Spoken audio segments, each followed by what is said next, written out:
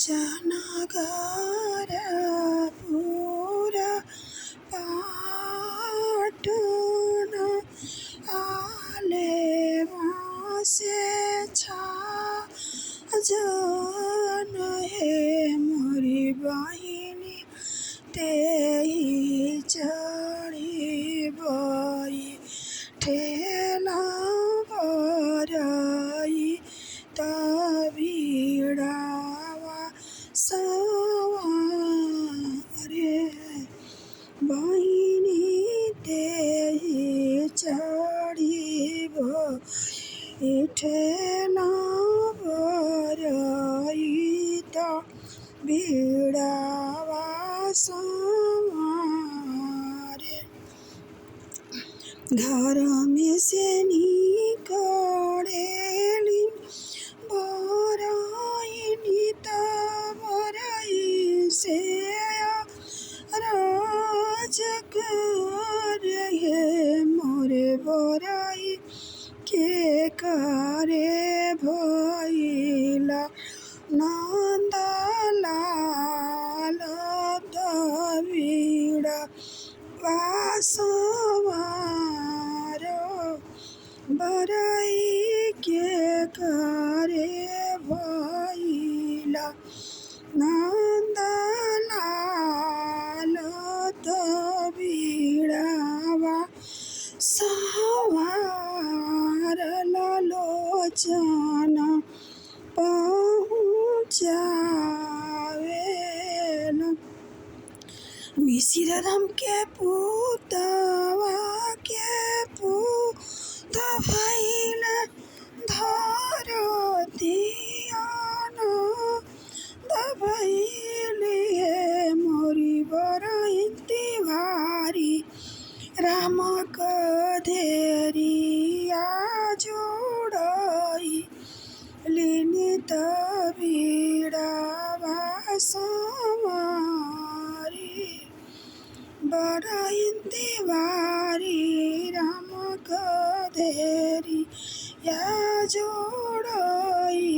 लिनि तबीड़ावा सवारी अपने के लिए बरई घोड़ावा लालन के छेड़ावन हो मोरे बरई निज गेलग रापटोर भी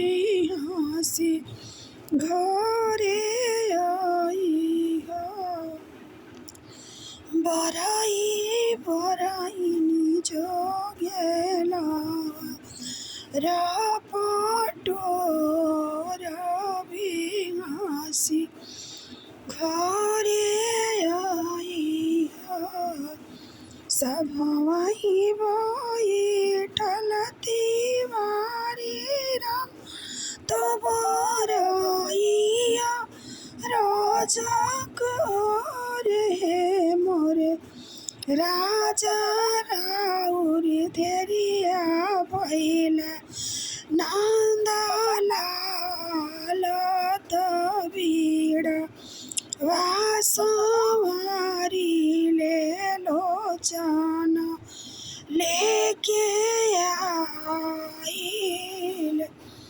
राजा रौरे धिया के भइला नंदलाल तबीड़ा वासवारी ले लोचन लेके आइल